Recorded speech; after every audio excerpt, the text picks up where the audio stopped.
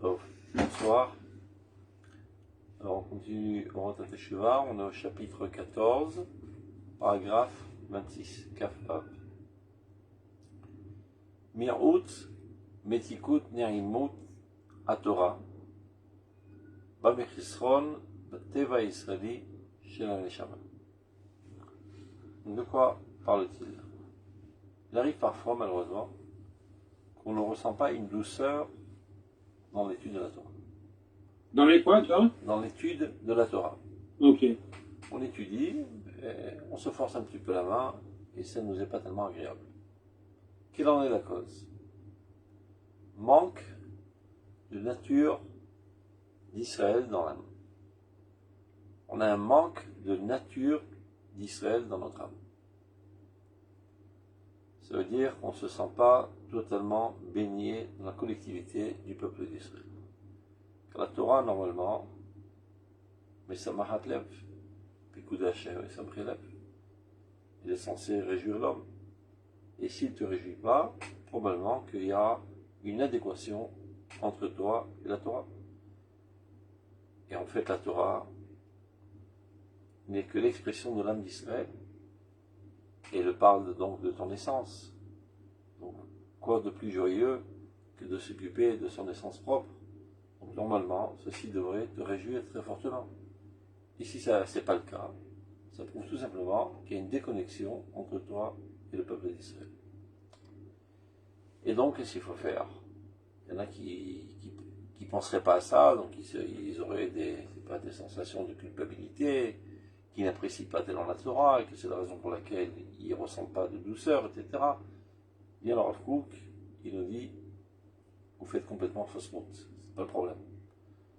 Si vous êtes à cette situation triste, de ne pas ressentir une douceur et une profonde satisfaction lorsque vous étudiez la Torah, ça prouve tout simplement qu'il y a un manque de rayonnement de l'âme d'Israël dans votre personnalité, du fait de toutes sortes de conceptions erronées qui vous amènent à sombrer dans un individualisme et se déconnecter de la collectivité de clan d'Israël, et c'est ça ce qui fait que la Torah vous devient inadéquate. Donc il faut faire tchouva dans ce sens. Rebaigner dans le clan d'Israël. Se tremper totalement dans le clan d'Israël. Être amoureux fou de clan d'Israël. Se considérer comme une feuille de ce tronc et de cet arbre extraordinaire qui s'appelle Am Israël. Et si vous ne l'avez pas fait ce présent, enrôlez-vous d'urgence dans l'armée d'Israël. C'est là le mikvé dans lequel on se trempe dans la collectivité de clan d'Israël. Et après ça, vous verrez combien que la Torah est douce, puisqu'elle est en adéquation totale avec ce que vous êtes à présent. Donc c'est ce qu'il dit le Rav. Hitzrichim letakna. Comment réparer ce manque? À l'idée tchouva mechouvenet lechesronze. Il ne faut pas aller chercher ailleurs. Il faut faire une tchouva dans ce sens. Dans ce manque d'Israël qui est en vous. Donc rapprochez-vous d'Israël dans votre conscience, dans vos sentiments, dans vos actions, etc. Et kevan shenotim et adat et taken et achesron, miyad choser haor ha'elyon la teva hakadosh ha'neshama lizroach. Dès qu'on prend conscience que c'est le problème, la prise de conscience du problème est déjà le début de la guérison. Parce qu'aller chercher ailleurs, c'est pas ça qui va vous amener une solution. Et quand on arrive à mettre le point exactement sur le problème, on sait déjà comment nous organiser pour résoudre le problème. Donc, il dit Kevan shenotim et adat. Dès qu'on commence déjà à avoir conscience du problème, et donc de vouloir réparer ce manque, de suite, la lumière suprême de la nature sainte de l'âme commence à rayonner en nous, et alors, Choseret Metikut Atorah Igalot. À nouveau, on ressent une douceur lorsque nous étudions la Torah. Continue. Kavzaïn. לפי ערך בהירות התשובה שלפני הלימוד. תגדל בהירות ההכנה של הלימוד. à Havana. Il faut de frappe là. Ça va sauter.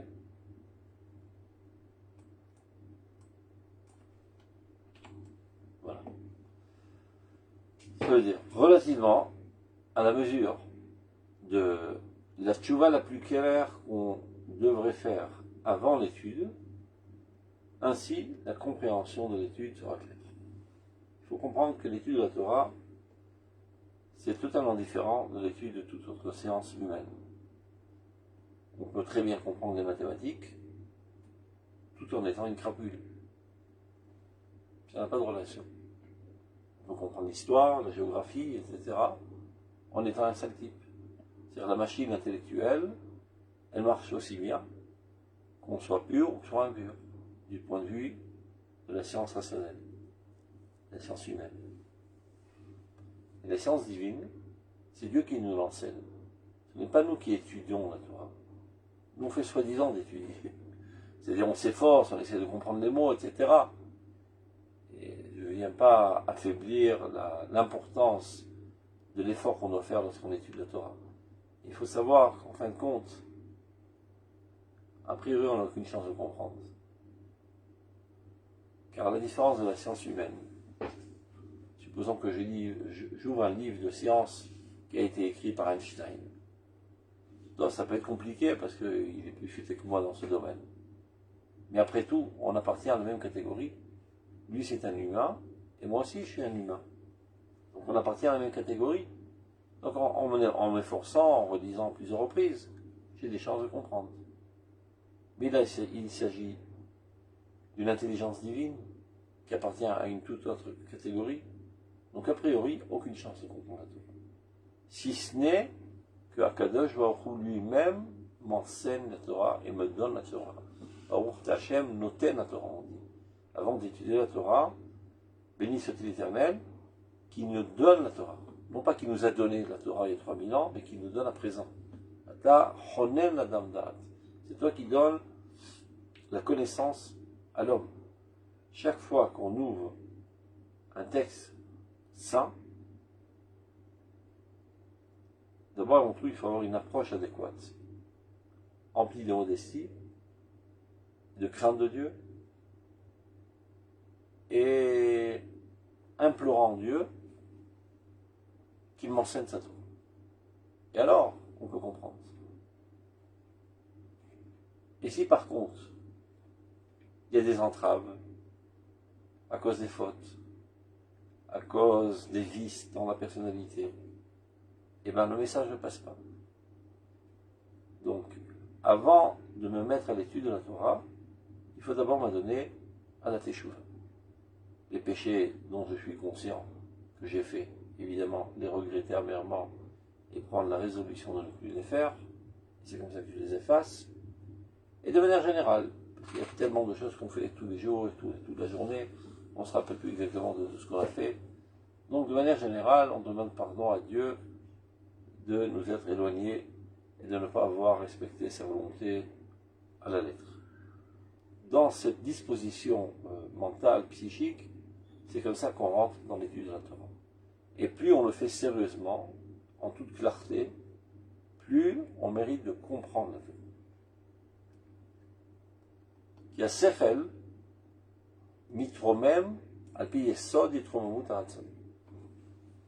Ça veut dire notre intelligence s'élève en fonction de l'élévation de notre volonté. Plus nous voulons le bien, plus nous avons la possibilité de comprendre le bien divin qui se trouve dans la Torah.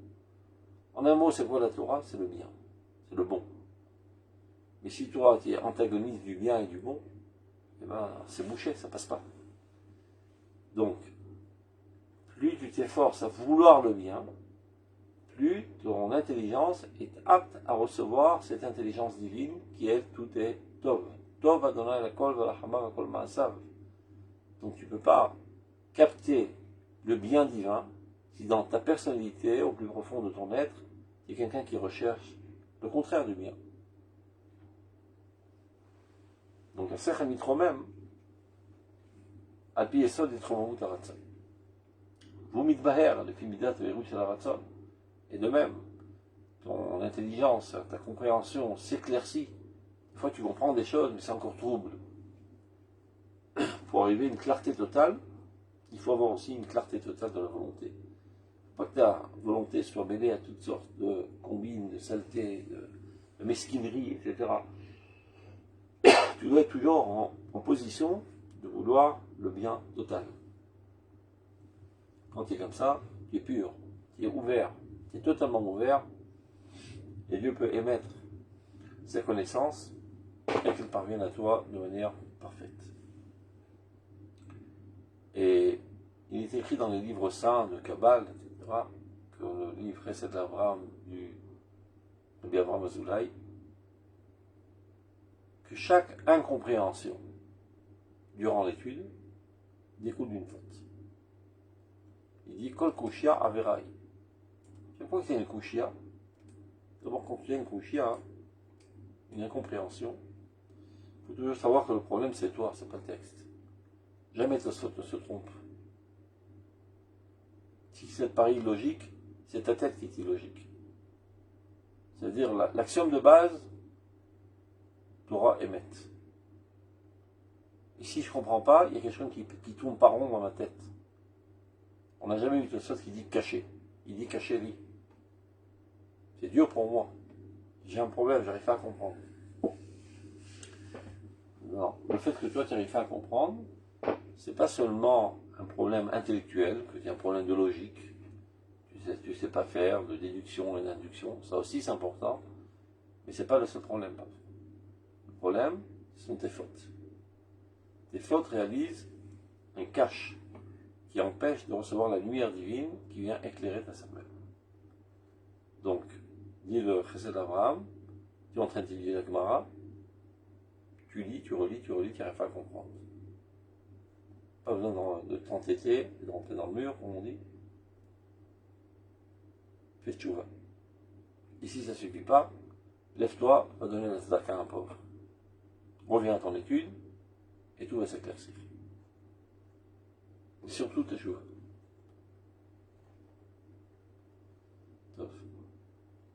Kafret. Tchouva ila'a, sheba מאהבה גדולה ומתוך הכרה ברורה, מעלת כל התוכן הלימודי במדרגה של הפריה ונביעה כזאת, שאין דוגמתה בשום תוכן לימודי מצד עצמו. Tchouva ila'a, c'est une tchouva haute. On a étudié à plusieurs reprises les différents niveaux de tchouva. Tchouva tata'a, tchouva basse, elle est motivée par la peur du châtiment ou par l'espoir de la récompense. Et donc en fait, tu n'adhères pas véritablement à la volonté de Dieu. Tu ne cherches que ton bien-être. Tu n'as pas envie de souffrir, de te ramasser une tannée, de subir des souffrances. Et c'est ça ce qui t'amène à améliorer tes comportements.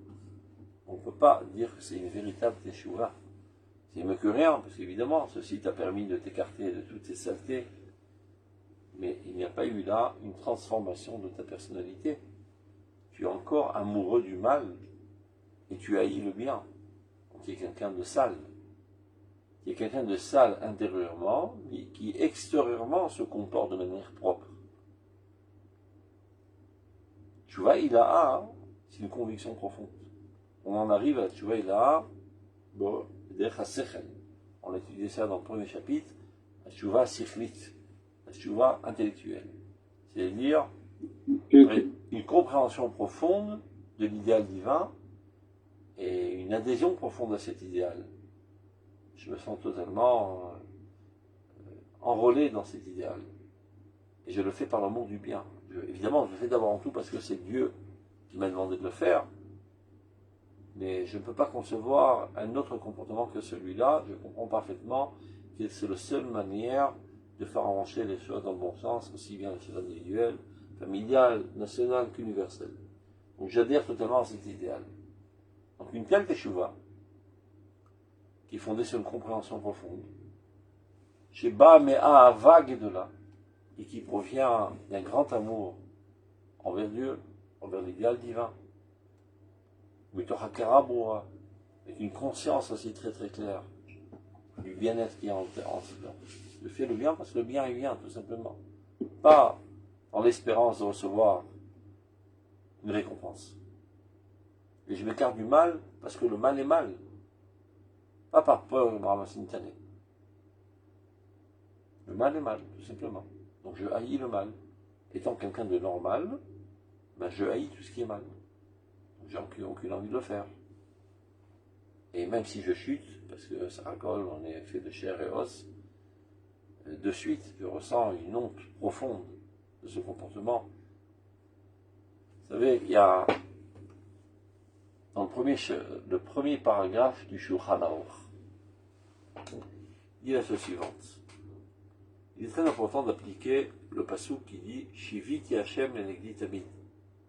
Ce qui veut dire, je place devant moi constamment le nom de Dieu. Je suis toujours en toute conscience que le divin est face à moi.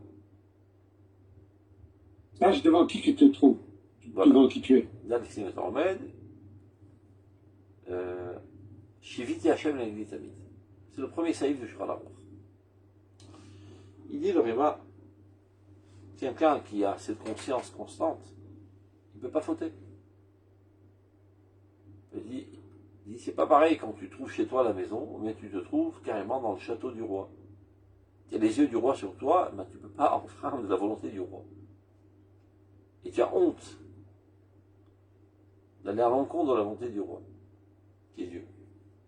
Maintenant, ce saïf du Réma, il a été copié mot à mot du Moreh Nevuchim, l'avant-dernier chapitre. À la seule différence, il y a un mot qui diffère. Il dit dans le Shulchan Aruch, le Réma, quand tu te trouves face à Dieu dans le château de Dieu, eh ben, tu as honte. Bosh Mermelech, tu as honte du roi. Et le Rambam dans le Moreh Nevuchim, il dit, tu as honte de ton sechel. Tu te sens humilié, c'est-à-dire que ton sechel observe ton comportement et tu te sens profondément humilié. C'est-à-dire quelqu'un qui a une compréhension totale combien que le bien est bien et combien que le mal est mal, est sale, est destructif. Si il lui est arrivé d'avoir trébuché, il ressent un profond dégoût de ce qu'il vient de faire. Il se regarde lui-même, son sechel l'observe et il a honte de son sechel. C'est comme ça qu'on Moreh Nevuchim l'explique. Les Teshuvah Me'ava, c'est-à-dire que c'est tellement identifié avec le divin, avec l'idéal divin, que ça devient une exigence interne déjà. Ça provient du plus profond de ton être. Donc une telle Teshuvah, Ma'ala et kol hatochen limudi b'madriga shel afraya v'nevi'a kazot shen dugmata b'shum tochen limud mitzad atzmo. Si dans cette disposition tu rentres à étudier la Torah, eh ben ça élève ton étude à un niveau très très haut de fructification et de jaillissement de sources incommensurables qu'on ne pourrait trouver dans aucune autre science. C'est-à-dire, c'est pas parce que je me mets à me remettre en question du point de vue moral que je comprendrai plus les maths. On voit bien qu'il y a des crapules qui sont des grands matheux. Il y a des criminels même qui sont des grands matheux. Et qui peuvent jouer aux échecs de manière extraordinaire, bien que ce soit des gens immoraux. Ce qui n'est pas le cas de la Torah. La Torah, on ne peut la comprendre véritablement et y adhérer, et qu'elle effectue en nous une révolution de la volonté, que lorsqu'on est pur. Et plus on est pur, et plus les motivations de notre pureté, ou de notre épurement, on va dire, sont hautes, plus la compréhension de la Torah est grande, et plus elle nous pénètre. Kaftet. Akol mesayea la ramat aruch. Les tchouva et le na. Donc on vient de parler de la tchouva et le na, la grande tchouva. Parce qu'en fait la teshuva, comme on l'a étudié tout au long des premiers chapitres, c'est pas seulement réparer ponctuellement un comportement, mais c'est de permettre au divin de nous traverser, de nous élever au divin, en d'autres termes, de permettre au divin de nous traverser.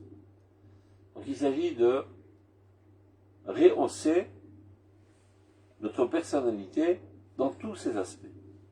C'est pas seulement mettre un pansement sur une petite blessure.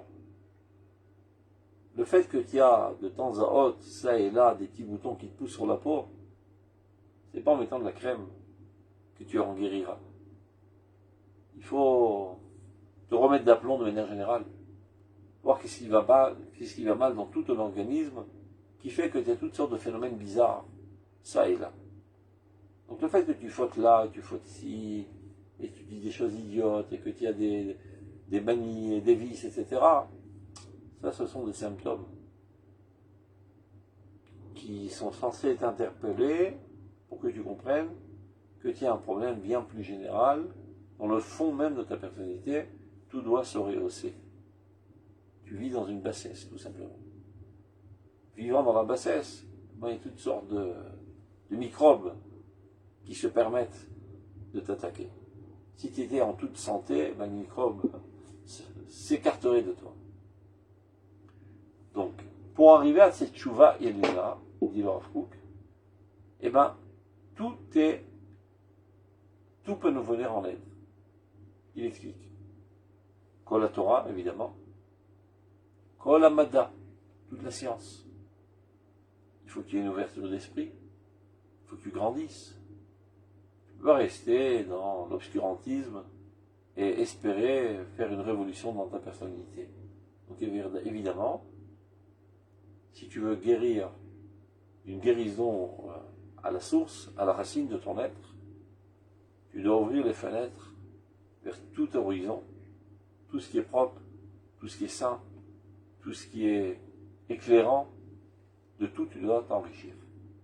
Donc évidemment, le médicament essentiel, la nutrition essentielle, la Torah, mais pas pour autant il faut négliger les autres aliments. Mada, la science, Kol HaKoach, la force corporelle, force de volonté. Kol Yediat HaOlam VaChaim, toute la connaissance du monde et de la vie. Tu ne dois pas être un ermite, déconnecté du monde. Tu dois t'intéresser à ce qui se passe dans le monde, à la politique mondiale, aux révolutions mondiales, et que ceci, que tu portes un intérêt profond, et que tu ressentes même un affect envers les problèmes, les douleurs de ce monde, et tant bien que mal agir pour les écarter de ce monde. Donc, Yediat HaOlam VaChaim, Kol HaItarvut Ben HaBriot, d'être mêlé au peuple, et non pas t'isoler. Un qui pense pour plus se rapprocher de Dieu, il faut s'écarter des hommes.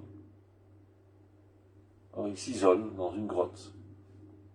Une grotte, ça peut être virtuelle, peu importe, ça peut être chez eux. Ils coupent tout contact, de peur d'être salis par les autres. Mais évidemment, le Rambam le dit, la nature de l'homme est d'être influencé, donc fais attention de ne pas côtoyer n'importe qui. Mais ça ne veut pas dire que tu dois côtoyer personne. Ça ne veut pas dire que tu dois être quelqu'un de solitaire. Tu dois ressembler à Dieu. Dieu, ou Mechayet Kulam, il fait vivre tout le monde. Il aime tout le monde. Il porte un intérêt profond envers tout le monde. Pas seulement les hommes, tous les êtres. Donc tu dois être à l'image de Dieu. Se rapprocher de Dieu, ça veut dire ressembler à Dieu. Donc de la même manière, on dit, tu fais vivre tout le monde. Ben toi aussi tu dois faire vivre tout le monde. Tu dois encourager tout le monde, t'intéresser à tout ce qui se passe, être en contact avec tout le monde. Et chaque fois que tu vois un être humain ou un juif, ça doit t'emplir de bonheur de rencontrer encore un développement de la vie divine dans ce monde. Et non pas considérer ça comme quelque chose qui m'enquiquine, qui me dérange. Laissez-moi tout seul, dans ma solitude, pour m'élever spirituellement. Ça vient de la puanteur de l'Église. Même Minzar Achatkanim à la Troune, le monastère des silencieux. On ne parle jamais. ce qui caractérise l'homme, c'est la parole. Ruach Memalela, dit Onkelos. Voyez, Adam le Nefesh Chaya, en quoi il est Nefesh Chaya? La capacité de parler. Et parler, c'est pas émettre des sons, parler, c'est communiquer avec d'autres personnes. C'est important de le dire parce que vous savez qu'il y a marqué qu'il faut étudier la Torah. Vedibar tabam. Tu parleras de la Torah. Alors parfois tu vois des gens bizarres dans les yeshivot, qui sont assis tout seuls sur leur siège, et qui parlent à voix haute. Il dit, mais pourquoi tu fais ça? Parce qu'il y a marqué Vedibar tabam. Mais Vedibar tabam, il ne s'agit pas d'émettre des sons. Parler en hébreu, qu'est-ce que ça veut dire? Communiquer avec un autre être. La Torah te demande de parler de Torah avec un autre être, avec un autre juif. Que ce soit le sujet essentiel de ta discussion journalière, les idéaux divins. Et non pas d'émettre des sons, parce que le perroquet aussi il émet des sons. Tu lui dis bonjour, il dit bonjour. Ça ne veut pas dire qu'il parle. C'est un enregistrement automatique. Parler, c'est de communiquer, s'enrichir, se contredire. Il y a des gens qui ont peur des marlocotes, des contradictions. Au contraire, c'est parfait les contradictions. Sans quoi tu sombres dans tes conceptions, petites et étroites, et tu ne rencontres jamais quelque chose qui va contredire tes conceptions. Et donc tu restes sur tes mêmes positions et tu ne t'élargis jamais. Au contraire, chaque fois qu'il y a quelqu'un qui te contredit, ça doit t'emplir de joie. C'est une occasion de grandir. Alors je vais rapporter mon opinion, lui il va rapporter la sienne, et je vais surenchérir d'autres preuves, et lui d'autres preuves, et finalement on s'éclaircira une vérité encore plus grande que nos deux vérités à nous. Davar vipucho vaemsa, dit le Maharal.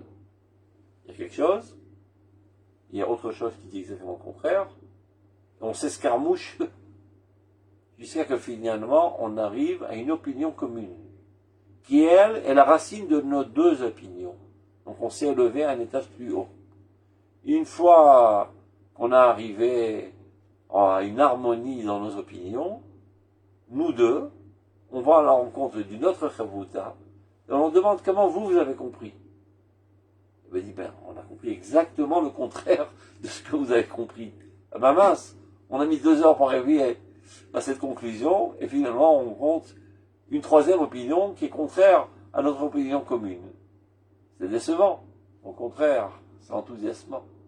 Et maintenant, on va s'escarmoucher avec cette Ravruta, et les écorces vont tomber. Il y a une auto-épluchure. C'est-à-dire, on commence à cerner le problème, mais on n'a pas arrivé à la clarté totale du sujet.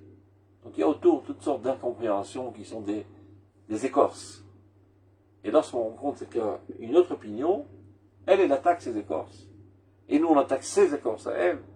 Et c'est comme ça qu'on arrive finalement à la connaissance la plus pure. Donc, Talmidei Chachamim Marbim Shalom Ba'olam, ceux qui rajoutent la paix dans le monde. Mais qu'est-ce qu'ils font pour arriver à cette paix? Ils n'arrêtent pas d'être en rivalité constante. Ils sont tellement amoureux de la vérité la plus parfaite, la plus absolue, qu'ils ne sont pas prêts à renoncer à une tâche, quelle qu'elle soit, qui cache cette vérité. Et donc, c'est comme ça qu'on étudie. C'est comme ça qu'on étudie la Torah, avec beaucoup d'humilité. Et donc, pour arriver à une santé morale et une compréhension profonde de la volonté de Dieu, Itarvut ben Abriot. Et Halacha qui est Bet Hillel, qui data meorev et Abriot. Ils étaient plus populaires. Ils étaient plus baignés dans la collectivité. Donc ils comprennent exactement les besoins de la nation, comment en faire amener la lumière divine dans leur situation actuelle. Donc, contrairement à ce que pensent certains illuminés bizarres, la Torah ne préconise pas du tout l'isolement. Et même quand on dit parfois il beau de doute, il n'y a pas besoin d'aller dans la forêt et d'hurler comme un fou pour t'isoler, pour arriver à une bonne doute. Tu peux être en beau de doute tout en étant en société. C'est-à-dire que tu es avec tout le monde, et de temps à autre, tu t'échappes un petit peu. Tu penses à des choses plus hautes. Si tu te trouves dans une société où ils sont en train de parler maintenant de recettes de cuisine, c'est pas exactement ce qui t'intéresse, Tu n'as rien contre eux, c'est leur niveau, tu les aimes, tu les apprécies, etc. Mais disons que tu vis d'autres sphères dans ta vie. Donc tu peux t'échapper momentanément, penser à autre chose. Mais tu habites de doute. Tout en étant en société, tu habites de doute. Toujours on entend, il faut toujours baigner dans la collectivité de clan Israël. C'est là que se trouve la Kedusha. Mikvé Israël. Le peuple d'Israël est un mikvé. Et c'est ça qui est grave. Quel? Quand on étudie la Torah pure, traditionnelle, bon, c'est entendu tout ça. Mais aujourd'hui, souvent, il y a des implications politiques, idéologiques dans les marroquettes. Donc, si tu veux, il s'agit d'arriver à une sorte de consensus conflictuel. C'est-à-dire, moi, je ne te convaincrai pas. Dans tes positions, tu resteras. Et toi, donc, tu n'arriveras pas à me convaincre de mes options politiques, idéologiques. Mais on peut vivre ensemble. On peut se respecter et on peut vivre ensemble. C'est pas seulement... Ça c'est un premier pas, ce que tu dis. Mais c'est pas seulement ça. De faire des compromis pour vivre ensemble. Même il faut qu'on comprenne que même les opinions politiques, c'est de la Torah. C'est une manière de voir les choses, une manière de la chose. Ve'elu divrei Elohim chayim. Il n'y a pas une seule vérité politique. Okay. Tu comprends? Donc, il se peut que toi, tu aies une tendance de droite. Et lui, il a une tendance de gauche. Mais il se peut que ta tendance de droite, elle devient maladive, tellement elle est extrémiste. Donc, lorsque tu te frottes à quelqu'un qui a une tendance de gauche, même s'il est lui maladif, ça atténue ton extrémisme maladif de droite et ça te recentre un petit peu. Tu ne vas pas être quelqu'un de gauche, mais tu vas arrêter d'être un fasciste et d'être tout simplement quelqu'un de national. Tu vois la différence? Oui, mais j'entends bien. Donc il y a un enrichissement. Mais Torah, ce n'est pas un sujet en dehors de la Torah. La Torah parle aussi bien de l'importance de la centralité du peuple d'Israël que de l'importance du développement de l'humanité entière. Il y en a qui, dans leur personnalité profonde, sont plus proches de la pensée, de l'intérêt national de leur peuple, et d'autres qui sont plus larges et qui cherchent l'intérêt de l'humanité entière. Maintenant, quand tu es quelqu'un de normalement conçu, tu devrais avoir tout en toi. Aussi bien ton intérêt individuel, que ton intérêt national, que ton intérêt universel. Que tout comme Dieu.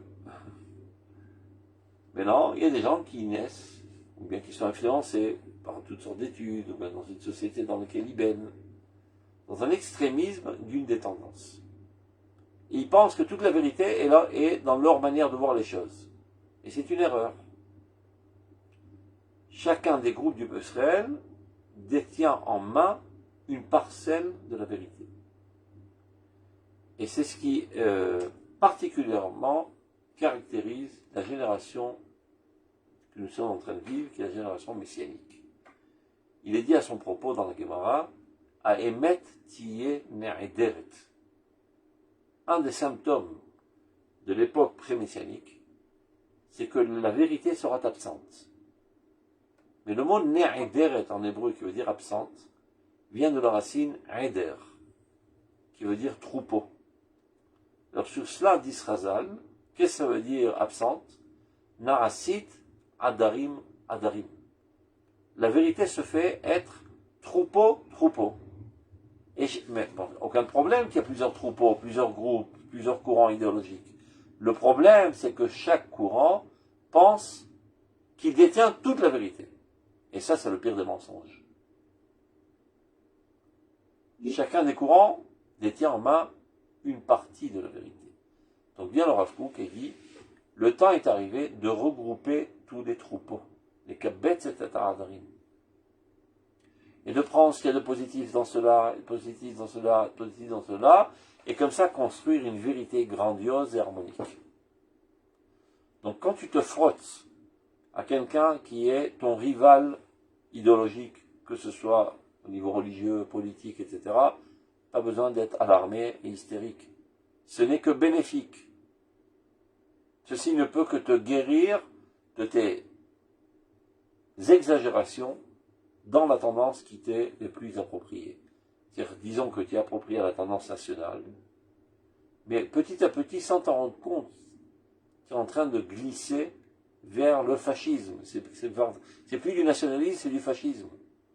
Et tu t'en rends pas compte. Parce que tu baignes dans ton jus, comme on dit, et tu t'alimentes toi-même, et il n'y a rien qui vient te rectifier le tir. Quand tu rencontres quelqu'un qui lui est extrêmement universaliste, au détriment même de la pensée nationale, ce qui est aussi une maladie, ça te rééquilibre un petit peu. Et c'est ça qui va t'amener à l'aimer. Pas parce que j'ai pas le choix, on est obligé de vivre ensemble. Il y en a qui ont dit, pour convaincre les gens d'arrêter de se chamailler, ils disent ça en hébreu. C'est-à-dire, si on ne va pas être dépendants les uns des autres, on va être pendus les uns à côté des autres. On n'a pas le choix que de nous unir. Mais c'est comme si une pilule amère qu'on doit avaler. Non, c'est un bonheur de nous unir. C'est un médicament de nous unir. C'est la seule manière de vivre de manière saine du point de vue mental, psychologique et idéologique. Il y a un enrichissement constant qui se fait, tout comme dans le Beth Midrash. Pour la Knesset, c'est aussi un Beth Midrash qui traite de sujets très importants et qui malheureusement, du fait qu'ils ne sont pas traités très souvent par les rabbins, donc des gens inavertis en traitent. Puisque ça fait 2000 ans que la Torah a chuté et ne s'occupe que des choses techniques concernant la survie de l'individu.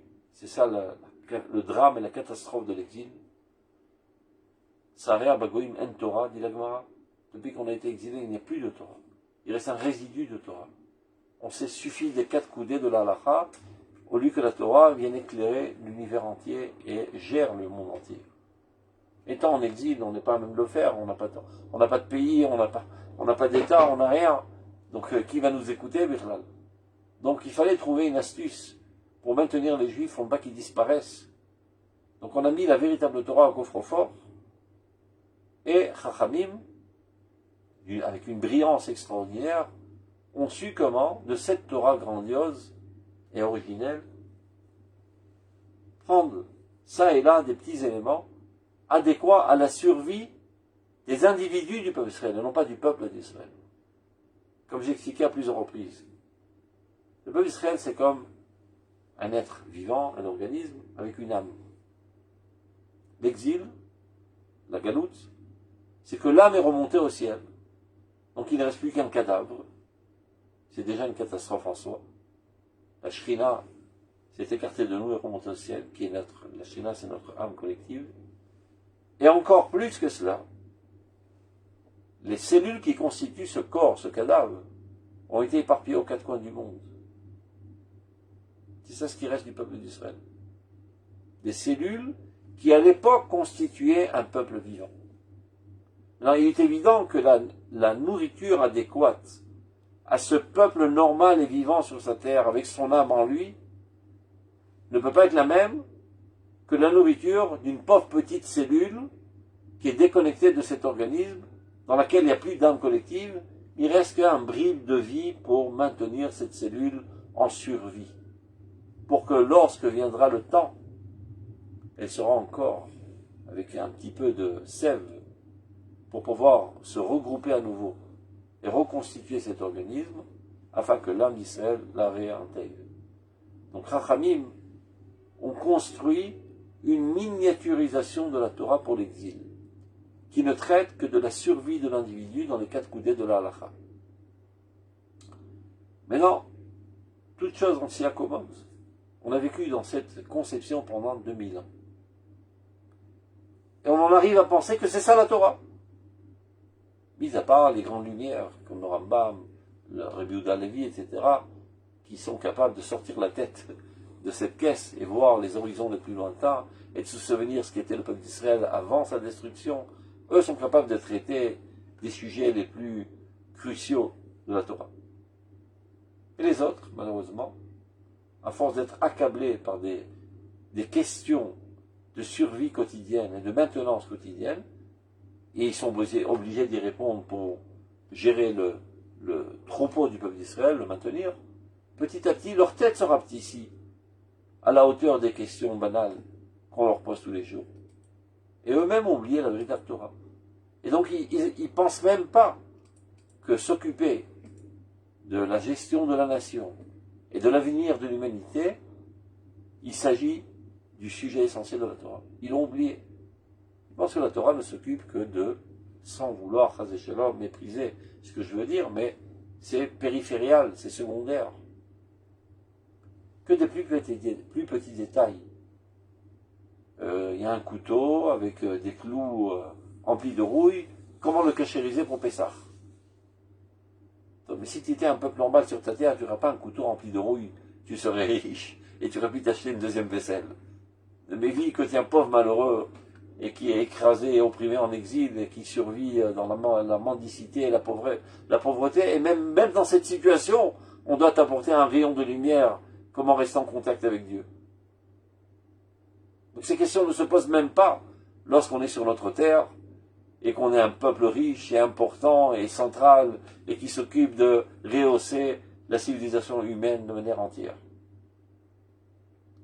Mais cette Torah a été oubliée parce qu'elle a été emmagasinée dans ce coffre-fort qui s'appelle Torah Kabbalah. Et ne l'ont étudiée que quelques individus qui savaient que ce n'était pas du tout adéquat à l'exil, mais l'ont étudié quand même pour que lorsque le temps viendra, il y aura des gens qui sauront sortir du coffre-fort et s'en servir pour alimenter à nouveau le peuple d'Israël. C'est exactement ce que fait le Rav Kook. Maintenant, malheureusement, jusqu'à présent, la quasi-totalité des rabbins qu'on connaît, qui sont médiatisés, appartiennent encore à la Torah de la Galoute. Mais de fait, la nation aujourd'hui reprend sa responsabilité nationale et voire même universelle. Il n'y a qu'à voir ce qu'on a fait dernièrement en faisant sauter la centrale nucléaire de l'Iran, qui vient en fait extirper le mal mondial et de remettre le monde entier vers une nouvelle direction, vers le bien. Mais qui fait ça? Ce ne sont pas les rabbins. Des gens simples, des politiciens. Mais de quoi ils traitent? Ils traitent des sujets les plus importants de la Torah. Les Taken Orlam Malchut Shaddai. Ils n'ont pas les outils, ils n'ont pas étudié la Torah, mais ils ont un sentiment profond, une intuition profonde, que c'est ça ce qu'il faut faire. Donc lorsqu'ils sont à la Knesset, ils sont en train de gérer la nation d'Israël qui est en pleine renaissance, qui ressuscite, donc qui reprend ses responsabilités nationales et universelles. Et ce sont eux qui doivent discuter et décider quoi faire et quoi ne pas faire. Au lieu que ça aurait dû être normalement les rabbins. Mais ils ne pensent même pas aller chercher ça chez les rabbins, connaissant les rabbins qui ne s'occupent que de choses bizarres à leurs yeux. Donc ils discutent eux-mêmes. Mais en fait, de quoi ils traitent? Des nishmeta de Oraïta, de l'âme de la Torah. La chose la plus importante de la Torah. Ils n'ont pas les outils, donc ils font des gaffes. Ils se trompent. Et petit à petit, en tâtonnant, il faut une gaffe, il se prend dans la figure, il rentre dans ce chemin, c'est une impasse, ils essayent par là une troisième impasse. Parce que petit à petit, le chemin est en train de se frayer de manière intuitive. Avalzé Torah. Et si monsieur Intel, ce politicien, tend tellement à faire avancer cet idéal, c'est pas par hasard. Il a reçu ça par tradition. Il n'en est pas conscient. Peut-être que son arrière-grand-père était un grand Talmid Chacham. Et pour qui, ce Talmid Chacham, l'amour de l'humanité était très très fort. Et l'autre était l'arrière de l'arrière-petit-fils d'un autre Talmid Chacham, qui mettait plus l'accent sur l'intérêt national. Et ceci a été transmis de manière naturelle de génération en génération. Parce qu'il faut savoir que quand tu grandis dans une maison, tu n'es pas seulement influencé des pâtes à la sauce que tu manges, etc. Tu baignes dans une conception familiale qui forge ta personnalité. Et c'est ce qui fait de toi ce que tu es aujourd'hui. Ce que tu as entendu, tes parents, tes frères, leurs réactions à toutes sortes de situations ont eu une empreinte sur ta personnalité, ont forgé ta manière de réagir. Évidemment, il y a d'autres aussi sources, ton étude, ta rencontre avec d'autres personnes, mais l'empreinte la plus forte, c'est la maison. La maison, ce n'est pas des murs, c'est cette âme collective, familiale.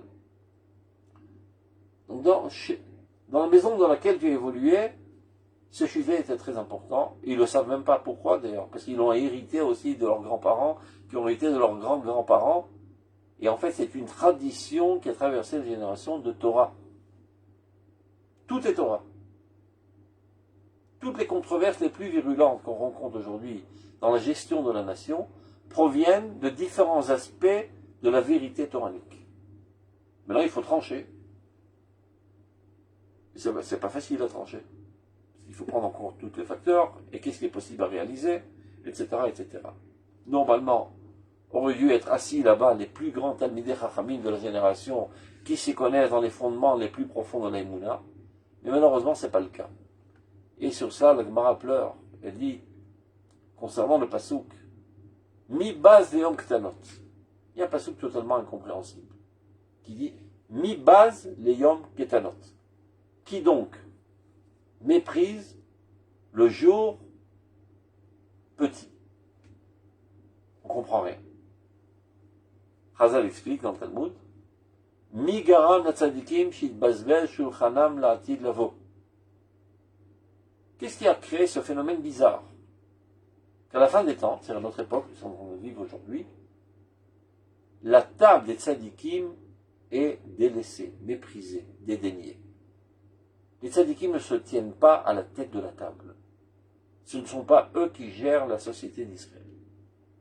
Comment se fait-il, dit la Gemara, qu'une telle situation arrive? Répond la Gemara, chez Elohim Milu Bakadosh Baruch Hu. Qu'est-ce que ça veut dire, ça? Des tzadikim qui ne croient pas en Dieu. Chez Elohim Milu Bakadosh Baruch Hu, dit la Gemara. Ils ont une croyance, mais ce n'est pas la croyance d'Israël. Ils vivent un monothéisme. Il y a un Dieu dans le ciel. Il n'y en a pas deux. Et pour s'y rapprocher, il faut faire le mitzvot. Et tu ne fais pas de mitzvot, tu es déconnecté de Dieu. Comme si que notre lien avec Dieu était un lien conditionnel. Et que si on ne remplit pas cette condition, on est répudié. C'est exactement le fondement de la théologie chrétienne. Et pourtant, c'est ce qu'on entend dans pas mal de discours de certains rabbins. Mais d'où ils ont pris cette pensée? N'ayant pas étudié la pensée juive, ils ont été imprégnés des autres pensées dans les pays dans lesquels ils ont évolué. Donc on arrive à dire des énormités. Que comme si Dieu nous avait abandonnés. C'est comme si que la divinité n'était pas en nous. Et il y a d'autres personnes qui, eux, n'ont pas étudié la Torah, mais qui ont une émouna parfaite.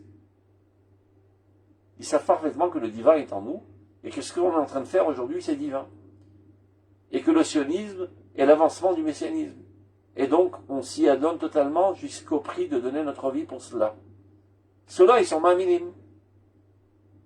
Donc, ça doit être eux, pour l'instant, qui gèrent la nation. Les mains minimes gèrent la nation.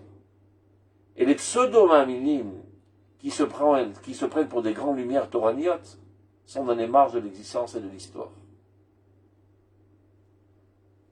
Et donc, les mains minimes, qui ont une profonde conviction que l'événement historique que nous sommes en train de vivre aujourd'hui est un événement biblique, la continuité de la Bible est en train de s'écrire maintenant, eux prennent leurs responsabilités.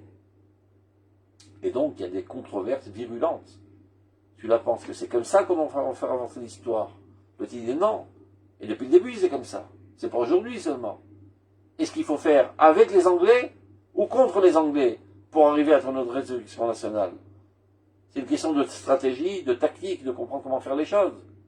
Alors les uns disent non, si on va aller contre les Anglais, ben, ils vont être contre nous, et les Arabes contre nous, on va pas survivre. Aussi, ils n'ont pas tellement envie d'avoir les Anglais sur leur tête. Mais pour l'instant, il faut faire avec. Et les autres, ils disent non, il faut leur emballer d'ici et qu'on prenne leur indépendance. On va pas être sous la peau des Anglais quand même. Et donc ça crée des rivalités très très très aiguës entre les différents groupes. Mais les deux veulent le bien d'Israël. Les deux sont emplis de conviction que nous sommes en train de faire ressusciter le peuple d'Israël et de rétablir la royauté d'Israël dans ce monde, qui n'est autre que le fondement et le trône de la royauté divine. Ils ne savent pas se l'expliquer en mots.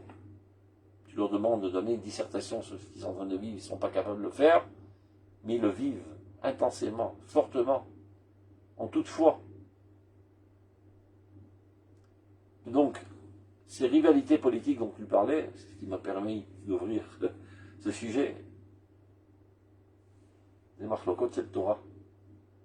Le Torah, il y en a, mais et comme ils n'ont pas toujours les outils, donc des fois ils disent des bêtises, des fois ils font des bêtises.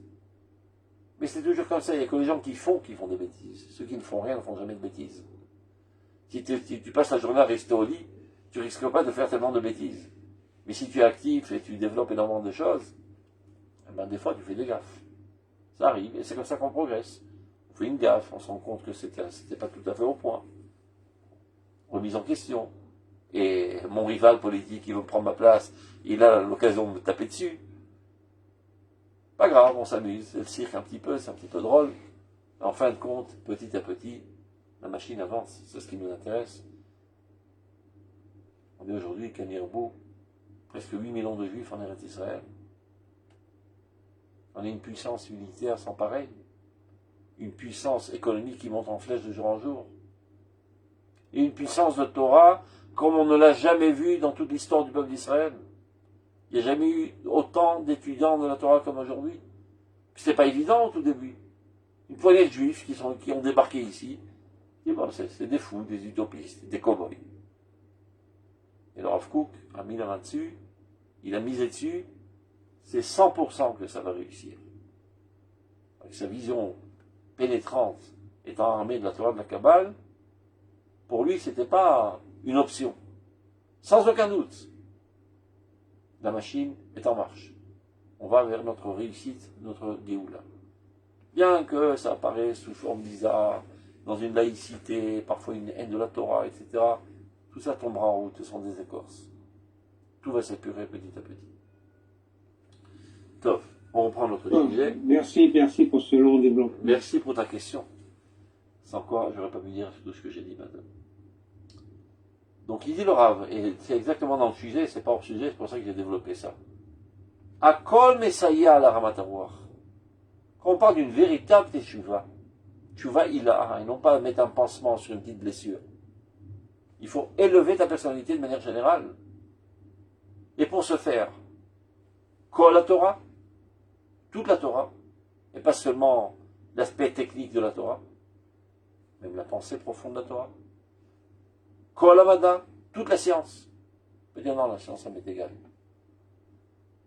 Ravi Shiklov, un des élèves du Gaon de Vilna, qui a écrit un livre, Clivius, il dit que le Gaon disait, celui qui ne s'y connaît pas en science, il s'y connaît 100 fois moins en Torah. Ben, la Torah est fondée sur la réalité des choses, elle vient éclairer la réalité des choses. Et si il n'y a pas de science dans la tête, tu ne connais pas la réalité des choses. Et il y a même des sous-gueux dans la Torah que tu ne risques pas de comprendre qu'il n'y a pas de science. L'astronomie, etc. La physiologie de la vache. Toutes sortes de choses, donc plein de domaines. Si tu n'as pas des données élémentaires en science, tu ne comprends rien de quoi la Torah traite. Et ne parlons pas quand tu en viens à expliquer la Torah dans une génération qui a une conception scientifique, dont tu es obligé de parler son langage. Et tout simplement pour connaître la sagesse divine. Toute chose que tu commences à creuser et de comprendre comment ça marche, tu restes émerveillé. Marabou Ma'asecha Hashem. Et tu tombes amoureux fou de Dieu. Tu commences à creuser et comprendre comment la cervelle humaine fonctionne. Mais c'est incroyable. Combien sont grandes ces actions à Kadosh Baruch. Donc par le biais de la science, tu décèles la sagesse divine qui est ancrée dans l'existence. Et ça t'amène à un amour de Dieu très très profond. Donc, évidemment, se mêler aux créatures pour un enrichissement réciproque.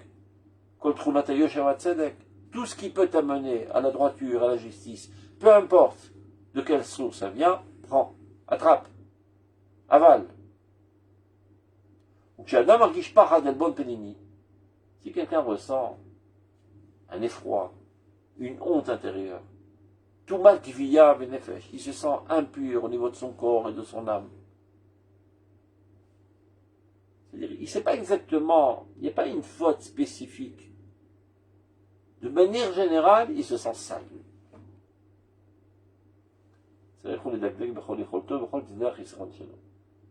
Pas dit, alors à partir d'aujourd'hui, je vais mettre Tfilin Rabbenuta. Non, non, non. C'est pas ça qui va te guérir, mon pote. C'est une remise d'aplomb dans toute ta personnalité. Tu dois grandir, tout simplement. Et comment tu le fais? Comme on a dit précédemment. Ouvre-toi à tout. Tous les aspects du manque. Ou teknam, et les réparer. Vélo yasok baiser bafan chitri. Et surtout pas de s'occuper de ça de manière superficielle. D'approfondir dans chaque chose, comprendre chaque chose, t'améliorer dans chaque domaine de la vie.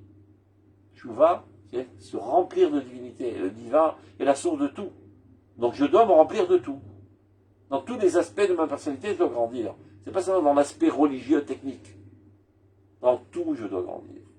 Dans mon caractère, dans l'élargissement des connaissances, dans mes relations interpersonnelles, dans mes relations avec ma femme, avec mes enfants, dans mon sérieux au travail. Dans tout, je dois grandir. Qui asi aussi fierida l'iridato, parce que si seulement il commence à faire un petit remise en place superficielle, au contraire, ceci va le faire chuter davantage. Qui imbeyoun, au contraire, il faut s'approfondir. Biyoun choder, pénétrant, ou be'ometzruach, avec un courage d'esprit empli de pureté. Donc, on va arrêter là pour aujourd'hui.